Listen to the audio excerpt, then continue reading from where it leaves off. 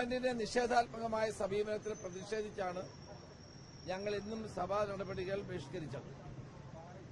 ശബരിമല സ്വർണ്ണക്കൊള്ളയുമായി ബന്ധപ്പെട്ട പ്രതികളെ സംരക്ഷിക്കാൻ ഗവൺമെന്റ് ശ്രമിക്കുകയാണ്. പ്രതികൾക്ക് ഓരോരുത്തർക്കും ജാമ്യം കിട്ടി പുറത്തു വരികയുന്നു. ഇനി പത്മകുമാറിന് മാത്രമേ ജാമ്യം കിട്ടാനുള്ളൂ. അദ്ദേഹത്തിന് ഉടനെ ജാമ്യം കിട്ടും. ഒരെണ്ണത്തിൽ കിട്ടി.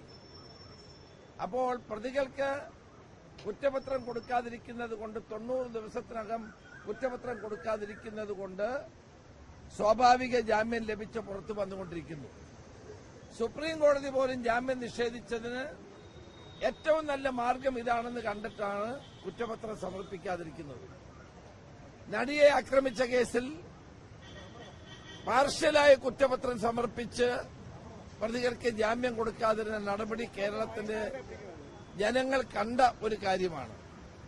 പാർഷ്യലായ കുറ്റപത്രം പോലും സമർപ്പിക്കാതെ പ്രതികൾക്കെല്ലാം ജാമ്യം ലഭിക്കുന്ന നടപടിക്ക് ഗവൺമെന്റ് കൂട്ടുനിൽക്കുകയാണ് ചെയ്തത്. രണ്ട് കാര്യങ്ങൾ കൊണ്ടാണ് കുറ്റപത്രം സമർപ്പിക്കാതിരുന്നത്. ഒന്ന്, ഏറ്റവും പ്രധാനപ്പെട്ട പ്രോസിക്യൂഷൻ സാങ്ഷൻ കൊടുത്തില്ല. രണ്ട്,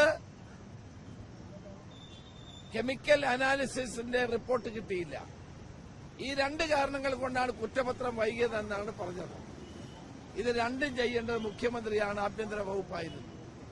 അപ്പോൾ വളരെ ബോധപൂർവമാണ് നമ്മൾ കണ്ടതുപോലെ പ്രതികൾക്ക് ഓരോരുത്തർക്കും ജാമ്യം ലഭിക്കാനുള്ള സൌകര്യം ഗവൺമെന്റ് ഒരുക്കിക്കൊടുത്തത്.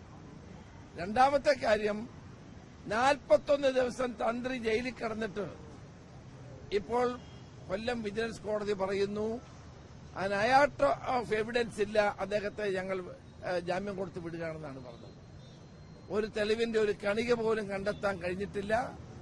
അദ്ദേഹത്തെ ജയിലിൽ നിന്ന് മോചിതനാക്കാൻ കോടതി തീരുമാനിച്ചു. ആ കോടതിയെ ഇപ്പോൾ വിമർശിക്കുകയാണ് നിയമമന്ത്രി ചെയ്തുകൊണ്ടിരിക്കുന്നത്.